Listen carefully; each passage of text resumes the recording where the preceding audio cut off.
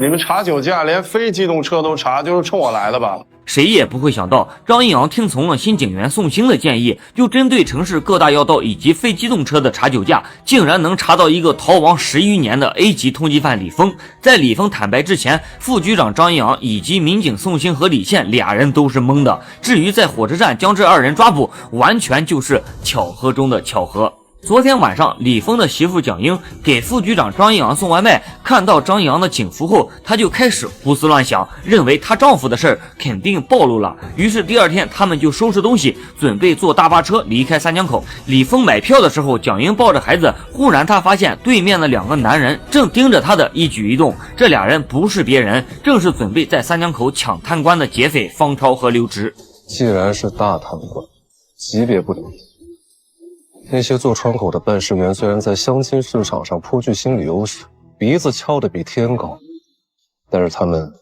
方超分析，他们要抢的人必须要在实权岗位上，40岁以上的干部，因为只有年纪大的贪官才会把赃款赃物藏在家里。也就在他们琢磨去哪里找这样的贪官时，他们的双眼无神盯着前方看，而前方的玻璃后面正是准备跟着丈夫一起逃亡的蒋英。这时候做贼心虚就表现在了蒋英的身上。那边有个男的一直看我，不会是警察吧？咱不能坐大巴车了。李峰顺着视线看去，果然看到对面的方超和刘直正盯着他们这边看。同时，方超二人也注意到了对面的李峰夫妇，只是一转身的功夫，这俩人就不见了。方超放下手中的饭盒过去查看，就看到了一张报纸：东部新城项目火热开工，东部新城管委会主任方庸。这还真是踏破铁鞋无觅处，而这个方庸就是他们接下来的目标。而另一边的张一阳正开着车带着宋兴和李现朝火车站赶。为什么是火车站呢？他们不会坐长途汽车吧？就是火车站。为什么？刑警的直觉。巧合的是，李峰夫妇选择的出逃方向也是火车站。张一阳带人来到火车站，这里面已经是人山人海。宋兴向执勤的民警亮出证件登记的时候，张一阳看着过道的门，他的脑海中浮现出了一个帅气的越过去的画面。于是他往后走了几步，接着就是一个助跑。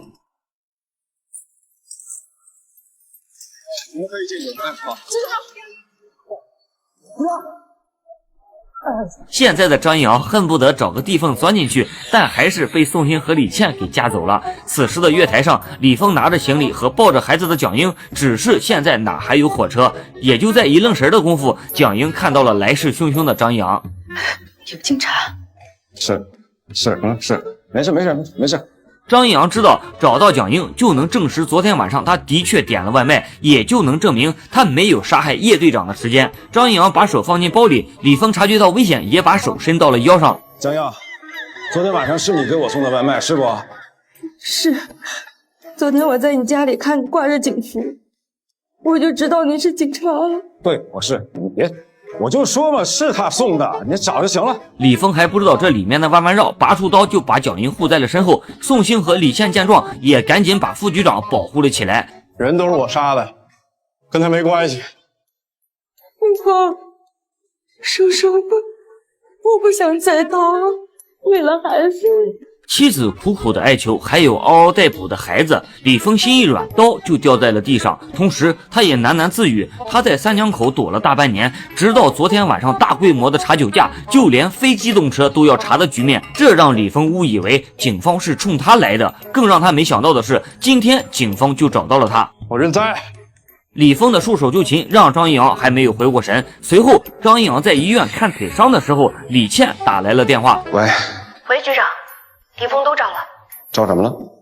这个李峰在过去3年里犯下过10几起抢劫案，其中9次杀人，1次未遂，共有15条人命。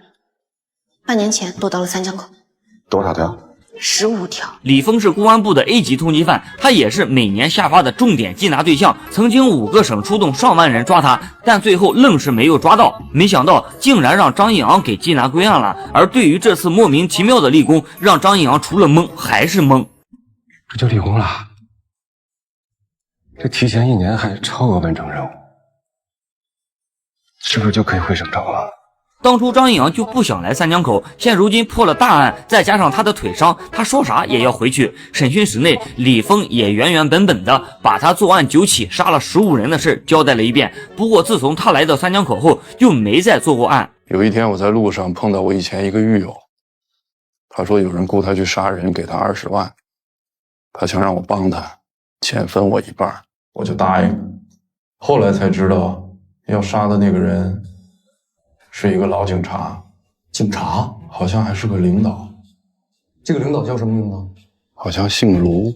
这还真是拔出萝卜带出泥儿，没想到还歪打正着，发现了卢局遇害的蛛丝马迹。王副队长拿出卢局的照片让李峰辨认，确认无误后，李峰交代，本来他想着一起作案，但是他的妻子劝他不要再杀人了，李峰心一软就放弃了这个念头，只是要想让他说出狱友的名字，他的要求是见一见他的老婆孩子。局长在外面听到这里，认为不符合规矩，他怕李峰跟蒋英串供，不过张一阳却答应了这件事。李峰被押走之前，他让李峰跟蒋英和孩子见了一面。李峰，爸爸，快看，爸爸，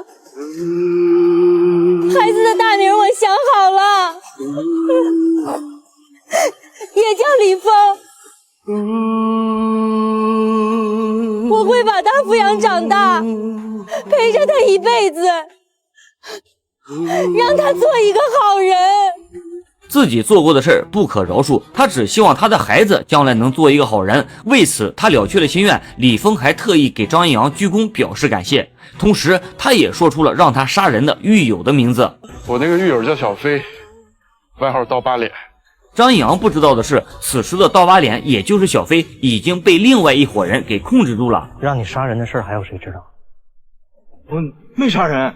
眼镜男见小飞不老实，上去就是一顿胖揍，而小飞也说出了事实，他本来约了李峰一起作案，可没想到李峰放了他的鸽子，他不敢一个人动手，于是他也就放弃了杀人的计划。不过眼镜男想知道李峰的联系方式，我对他不放心，我就没给他留我的手机号。你说没有联系方式，你是怎么跟他联系的？扣号，我家有电脑。哦 ，QQ。对，我们家有电脑。虽然小飞没有杀人，但他是个知情人，而保守秘密最好的办法就是让小飞变成死人。而另一边的张一阳也从王副队长那里得知了小飞的信息。这小飞挺有名啊，想必是个狠角色。狠，三江口没人不知道的。当年他独自抢劫云长城。